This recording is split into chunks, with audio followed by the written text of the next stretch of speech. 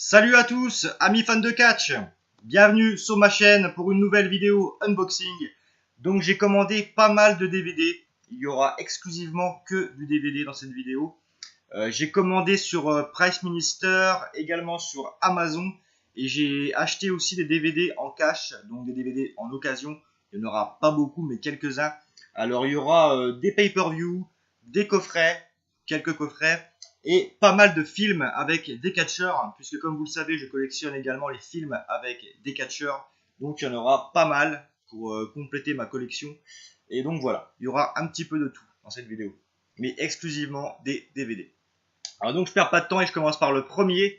Il s'agit de Hell in a Cell 2010. Donc voilà, il me manquera plus que Fatal 4-Way 2010 pour compléter ma saison 2010. Hell in a Cell 2010 avec cette magnifique cover. L'Undertaker, juste magnifique.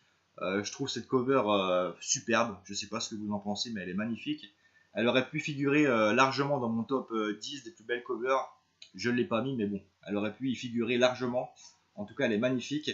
Donc c'est la réédition. Voilà, c'est la réédition de Fremantle Media, puisque comme vous le savez, il est sorti en original chez Silver Vision. Et donc là, c'est la réédition de 2014 de Fremantle Media. Voilà, pour le petit détail. Donc la tranche, voilà, assez simple. Derrière, on a la liste des matchs. Voilà, avec Randy Orton, Sheamus en Hell in a Cell pour le titre WWE. On avait également Kane face à l'Undertaker pour le titre poids lourd en Hell in a Cell également. On avait John Cena face à Wade Barrett. On avait également Edge face à Jack Swagger. On avait Michelle McCool face à Natalya pour le titre unifié des Divas. On avait également un triple threat match Submission Count Anywhere pour le titre des États-Unis entre Daniel Bryan, John Morrison et le Miz. Match que je ne me rappelais plus du tout. On a également des bons bonus. On avait Randy Orton face à Chris Jericho à Raw le 27 septembre 2010 et également une interview de John Cena après son match face à Wade Barrett en bonus. Donc voilà, des bonus assez cool. C'est rare pour être souligné. Donc voilà. Hell in a Cell 2010, donc en réédition, tout neuf sous blister. Donc c'est une édition anglaise. Voilà, édition anglaise, mais la langue française est disponible. Hell in a Cell que j'ai eu sur Price Minister. On enchaîne avec un pay-per-view de 2014 maintenant, et on reste avec Hell in a Cell. Donc Hell in a Cell 2014, avec cette cover que je trouve assez belle. Là encore, on a John Cena, Randy Orton, on avait également Seth Rollins face à Dean Ambrose. Deux bons matchs dans mes souvenirs. On avait également Goldust et Stardust face aux Usos pour les titres unifiés par équipe. On avait, me semble-t-il, Edge Lee face à Page pour le titre des Divas, me semble-t-il. Je ne me souviens plus de trop de ce show. Mais dans mes souvenirs, c'était un show assez cool, assez bon. Donc voilà, Hell in a Cell 2014, donc édition Fremantle Media, 9 sous blister. Je l'ai également eu sur Price Minister. Voilà, je vous montre le dos. On en avait Goldust et Stardust, John Cena face à Randy Orton. Voilà. La tranche, voilà, avec également les mêmes catcheurs et le logo Hell in a Cell. J'enchaîne avec un pay-per-view qui est encore de 2014. Il s'agit de Night of Champions 2014 avec ce main event célèbre entre Brock Lesnar et John Cena pour le titre. On avait également Stardust et Goldust face aux Usos pour les titres unifiés par équipe. On avait du Rusev face à Mark Henry. On avait, je crois, Seth Rollins face à Roman Reigns, me semble-t-il. Je ne suis plus très sûr de la carte. En tout cas, un show qui m'avait vraiment laissé une bonne impression à l'époque. Donc voilà, Night of Champions 2014. Avec une cover qui est assez cool, je trouve. Voilà, j'aime bien cette cover, elle est sympa. Derrière, voilà, c'est une édition anglaise, encore une fois. Je l'ai eu 9 sur Price Minister, sous blister, donc voilà, pour le dos. Vous pouvez voir John Cena, Brock Lesnar, Rusev, Mark Henry. On a également Goldust et Stardust avec les titres. Voilà, donc édition Fremantle Media, là encore, c'est normal. Puisque Silver Vision a arrêté fin 2011 de produire les DVD WWE. Fremantle Media, je crois, a publié les DVD de la WWE à partir de 2012, me semble-t-il. Donc voilà. Et ils ont réédité les pay-per-view de 2010, également en 2011, etc. Donc voilà, Fremantle Media et donc Night of Champions 2014. On reste encore en 2014 maintenant avec SummerSlam 2014, un show que j'avais trouvé vraiment solide à l'époque. Il faudra que je le remate. avec cette cover que je trouve pas forcément belle. Voilà, c'est une cover qui est assez moyenne, hein, avec Brock Lesnar et Polyman. On a également Triple H, Stephanie McMahon et les Bella. Ouais, c'est pas une cover magnifique, mais bon, ouais, elle est moyenne, elle est correcte. C'est pas une cover que j'aime forcément. Voilà, sur la tranche, le logo avec John Cena et Brock Lesnar. Également en main event, un Lesnar Cena. Derrière, on a, voilà, Dolph Ziggler avec le titre intercontinental. On a également Randy Orton et Roman Reigns dans un très bon match, me semble-t-il. On avait Brie Bella face à Stephanie McMahon également. Voilà. Après, je ne me souviens plus trop de la carte, mais c'était un show dans mes souvenirs qui était assez solide. Donc voilà. SummerSlam 2014. D'ailleurs, le soleil arrive. Donc voilà, SummerSlam 2014. On passe en 2015 maintenant avec Night of Champions 2015. Et cette cover est juste magnifique. Je ne sais pas ce que vous en pensez, mais cette cover est juste splendide. Avec Seth Rollins, Sting et John Cena en fond. Cover juste magnifique. Voilà, un pay-per-view que j'avais trouvé vraiment bon à l'époque. La tranche, voilà. Donc encore une édition anglaise, Fremantle Media. Voilà, derrière on a Sting face à Seth Rollins. On avait également Rollins face à Cena. On avait Kevin Owens face à Ryback. On avait Charlotte face à Nikki Bella, me semble-t-il. On avait également Naval et les Lucha Dragons face à Stardust et The Ascension. Donc en bonus, voilà. Pay-per-view vraiment bon hein, dans mes souvenirs. Il faudra que je le remate. Mais j'avais trouvé vraiment solide à l'époque. Donc voilà. Night of Champions 2015. On passe maintenant avec un coffret Raw and SmackDown, le best-of 2013. Voilà, le best-of de Raw et SmackDown 2013. Pourquoi je l'ai pris parce qu'il était pas trop cher. Voilà, je l'ai eu à même pas 6 euros, à 5,80 € je crois qu'il était. Donc je l'ai pris par rapport au prix. Après, voilà, 2013, c'est pas une de mes années préférées, mais ça reste une année assez solide, hein, avec notamment, on peut le voir derrière, l'unification des titres, hein, avec John Cena, Randy Orton, on voit tous les catcheurs qui étaient présents. Voilà, c'est aussi l'année où le Rock était présent, où Lesnar était à ses côtés. Donc voilà, ça reste une bonne année, mais c'est pas non plus une des meilleures années. Mais bon, voilà. Pour le prix, je me suis dit, allez, autant me faire plaisir. La cover est pas mal, sans plus, hein, avec Randy Orton, Triple H, Brian, on a Stephanie McMahon et le Big Show. Je sais pas pourquoi ils ont foutu le Big Show sur la cover, mais bon, voilà quoi. Hein. On va rien dire, donc voilà. Raw et SmackDown, le best-of 2013. Voilà. Je l'ai pris, hein, comme je vous le dis, juste pour le prix qui était pas cher. Et puis en même temps, ça complète la collection. Encore un coffret maintenant, celui-là je le voulais depuis très longtemps, sincèrement. C'est Rock versus Cena, Once in a Lifetime. Bon, je sais que ça veut plus rien dire maintenant, hein, puisqu'ils ont combattu 2 fois, hein. Twice in a Lifetime, comme les fans, voilà. Mais ça reste un coffret que j'avais envie de voir, puisqu'un pote me l'a conseillé, apparemment il est vachement bien. Je peux pas vous dire ce que j'ai vraiment jamais vu. Je ne sais pas vraiment qu'est-ce qu'il contient. Bon, il contient évidemment les matchs de WrestleMania, enfin de WrestleMania 28. Il contient également le match des Survivor Series et leur passage à Raw, leur promo, tout ça. Mais je sais pas vraiment ce que ça vaut. Je pense que je ferai une review dessus puisque j'ai hâte de le voir. C'est vraiment voilà, un copain me l'a conseillé, donc j'ai hâte de voir ce qu'il vaut. Je sais pas du tout à quoi m'attendre. Donc c'est encore une version anglaise et donc c'est une réédition là encore hein, de Fremantle Media. C'est un coffret plastique, il est sorti en coffret collector également, coffret cartonné, mais moi je l'ai en édition comme ça, plastique, voilà. Ça s'use moins vite et c'est aussi bien. Donc voilà, Rock vs Cena Once in a Lifetime, coffret 3 DVD. Voilà, derrière on a un petit résumé avec la liste de ce qu'on aura dans le programme. Voilà, il dure quand même quasiment 7 heures, hein, donc voilà, assez long. Donc Rock versus Cena, Once in a Lifetime, en coffret 3 DVD. Encore un coffret maintenant, il s'agit du coffret de WrestleMania 28, donc la réédition de Fremantle Media. Alors pourquoi je l'ai pris, je l'avais déjà, je vais vous montrer. Je l'avais déjà en version Silver Vision, donc vous pouvez voir, hein. Celui-là est Silver Vision avec le petit logo là, Silver Vision. Et celui-là est édité chez Fremantle Media. Pourquoi je l'ai repris? Simplement parce que ma version à moi, donc cette version-là, la version collector, il me manque le fourreau. Vous savez, le fourreau qui va dessus. Sans faire exprès, je l'ai déchiré. Je l'avais prêté à un copain et sans faire exprès, quand je l'ai repris dans la voiture, j'ai déchiré le coffret. Enfin, j'ai déchiré le fourreau. Donc pour la collection, c'était pas cool.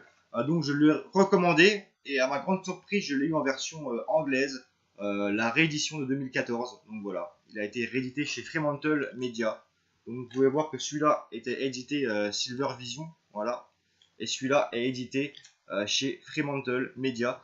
Donc je l'ai eu pour 5 euros, je me suis dit autant me le reprendre, voilà. Également un petit changement au niveau de la cover, hein. Le Once in a Lifetime est écrit d'une manière différente. Et la tranche, regardez, la tranche est différente également. Sur le coffret Fremantle, elle est blanche, et sur le coffret Silver Vision, elle est bleue. Donc c'est assez cool, ça fait un coffret différent, ça fait un truc assez cool pour la collection. Donc je suis assez content de l'avoir repris. Pour le prix en plus, je me suis dit autant me le reprendre. Donc voilà. WrestleMania 28, hein, avec les matchs que vous connaissez, hein, le match de Triple H et l'Undertaker qui est juste excellent, avec Shawn Michaels en arbitre spécial, en Hell in a Cell, match excellent, le Rock face à Cena, voilà, match que tout le monde connaît. On avait également CM Punk face à Jericho pour le titre WWE. On avait également Bryan face à Sheamus dans ce match de 18 secondes. On avait également Cody Rhodes face au Big Show, Randy Orton face à Kane. Voilà, pour les matchs. C'est pas un des meilleurs WrestleMania, mais vu que j'avais cassé le fourreau, il fallait que je me le reprenne pour la collection. Donc voilà, WrestleMania 28 que j'ai maintenant donc en double. On passe maintenant avec les films. Il y en a pas mal à vous montrer. Le premier qui est pour moi un chef-d'œuvre, No Pain, No Gain, avec The Rock et Mark Wahlberg. Ce film, je vous le conseille absolument. Si vous ne l'avez jamais vu, regardez-le, c'est un film excellent. Ça parle de 3 culturistes en fait, qui sont un peu accros aux enfêtes et qui sont un peu fauchés financièrement. Ils vont ils vont en fait capturer un mec assez riche, qui est l'acteur de Monk. Si vous aimez Monk, donc c'est l'acteur qui joue Monk, qui joue Adrien Monk. Ils vont le prendre en otage et vont lui vider ses comptes bancaires. Et ensuite, ils vont se retrouver dans une galère pas croyable. Ils vont enchaîner galère sur galère, mais c'est vraiment un film excellent. Je peux pas trop vous en parler pour vous spoiler, mais regardez-le si vous l'avez jamais vu, il est juste excellent ce film. Je pense que je ferai des chroniques plus souvent maintenant sur des films, et je pense que celui-là en fera partie, il est juste magnifique. Le Rock joue très très bien dans ce film. Je pense que c'est le meilleur rôle du Rock, personnellement. Franchement, regardez-le, No Pain, No Gain, que j'ai eu en cash. J'enchaîne avec un film, encore avec Dwayne Johnson, le Rock, agent presque secret. Là encore, excellent. Ce film est juste excellent, c'est la version longue en plus. Voilà, édition spéciale, version longue. Ce film est juste drôle, il y a plein d'actions. Le Rock joue très très bien également, c'est là encore un de ses meilleurs rôles. Voilà, il est hyper fun, vraiment. L'acteur Kevin Hart, le Black là, joue très très bien. Franchement, le Rock est super également. Voilà, c'est un film juste marrant, drôle, ça bouge, il y a de l'action, il y a du suspense. Là encore, je vous le conseille. Donc, agent presque secret avec le Rock. On passe encore avec le Rock maintenant et le film San Andreas. Donc, encore avec Dwayne Johnson. Film que j'ai trouvé correct, sans plus. Hein, c'est un film, on va dire, un film catastrophe. Voilà. En fait, c'est la faille de San Andreas, en fait, qui se fend. Et donc, il y a un tremblement de terre assez violent qui secoue la ville de... Je crois que ça se passe en Californie, hein, je suis plus trop sûr. Mais en tout cas, le film est vraiment correct. Après, c'est surjoué. Le Rock joue bien, mais sans plus. Hein, c'est clairement pas son meilleur rôle. Ça reste un film à voir 2-3 fois parce qu'il est vraiment bien niveau effets spéciaux. Mais voilà, le scénario est assez simpliste. Mais bon, ça reste un film assez cool. Donc voilà. San Andreas avec Dwayne Johnson, Le Rock. Film à voir une fois. Hein, mais voilà, il est vraiment bien. Il est bien, sans plus. Il est bien, mais sans plus. Voilà. À voir surtout pour les effets spéciaux. Maintenant, on passe avec un film de Stone Cold Steve Austin et Steven Seagal, Maximum Conviction. Alors, je l'ai regardé, il est bien, mais sans plus. Voilà, là encore, c'est un film à voir une fois. Stone Cold joue bien, Steven Seagal également, mais voilà, c'est un film d'action assez basique. En fait, il y a 2 prisonnières qui sont capturées, puis transportées dans une prison secrète. et donc elles vont s'échapper. Steve Austin et Steven Seagal jouent en fait deux chefs d'une troupe, une espèce d'unité spéciale en fait. Ils vont devoir sortir d'une galère assez spéciale. Enfin, c'est assez spécial comme film, mais ça reste voilà, un bon petit film assez sympa. C'est un film de série B qui se voit une fois, qui est assez cool. Donc voilà. Maximum Conviction avec Steven Seagal et Steve Austin. Maintenant, encore avec Stone Cold Steve Austin, The Stranger, donc avec Stone Cold. Film que j'ai trouvé moyen, là encore. Un petit peu comme Maximum Conviction, hein. Ça reste un film de série B, à voir une fois ou deux. Stone Cold joue vachement bien, mais le scénario est un peu tiré par les cheveux. Il faudra que je le remate, parce qu'il est assez compliqué niveau scénario. Mais voilà, il est correct, mais sans plus. Je vous dis, il n'y a rien de transcendant. Ça reste un film sympa, sans plus, à voir une fois. Voilà, en tout cas, la cover est super belle. Stone Cold est vraiment badass, et il joue très très bien dans le film. Donc voilà. The Stranger avec Stone Cold Steve Austin que j'ai acheté 9 fois. Encore un film avec Stone Cold, il y en aura encore un après. Celui-là est mon préféré avec Stone Cold, enfin un des meilleurs en tout cas, SWAT Force Commando, appelé aussi Tactical Force en anglais. Donc c'est un film sur le SWAT, voilà, avec Stone Cold Steve Austin. Il y a également Michael G. White, qui est le black là que vous voyez, qui joue très très très bien, qui est un acteur très marrant. Donc c'est un film un peu mélange de comédie et d'action. C'est le scénario qui est pour moi le défaut du film. Le scénario est assez simpliste, même s'il reste très très solide. Je vais pas vous spoiler. Il y a également un mec du MMA dedans, Kate Jardine, voilà, un fighter de MMA qui joue dans le film et qui joue très très bien également. Il joue un gros gangster en fait. Kate Jardine, qui est un fighter de MMA assez connu, qui a fighté pour l'UFC notamment, qui était un gros champion à l'UFC. Donc Kate Jardine qui joue dedans avec Stone Cold. Il y a d'ailleurs une scène où ils se battent tous les deux, un Stone Cold face à Kate Jardine. Vous pouvez trouver des vidéos sur YouTube si vous voulez voir des images du film, mais il est vraiment solide. Voilà. Je dirais pas qu'il est excellent, mais c'est vraiment un film très très bon à voir, marrant, avec beaucoup d'action. Stone Cold joue très très bien. Voilà. Donc SWAT Force Commando avec Stone Cold Steve Austin que j'ai acheté 9 sur Amazon. Dernier film maintenant avec Stone Cold Steve Austin, The Expandable, que tout le monde connaît, hein, voilà. Stone Cold joue un des méchants. On ne voit pas de trop dans le film, mais je trouve qu'il joue bien, voilà, pour le peu qu'on le voit.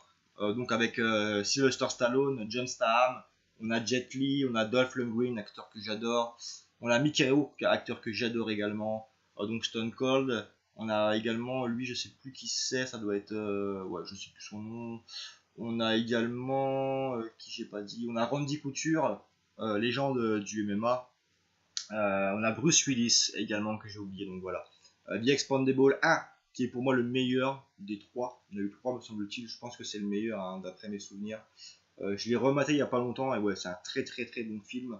Et donc, comme il y a Stone Cold, je l'ai pris en édition Furo. Voilà. C'est l'édition collector en Furo, donc en relief. Tête de mort et en relief. Au toucher, c'est assez agréable. Donc voilà. Très belle édition donc collector de The Expandable.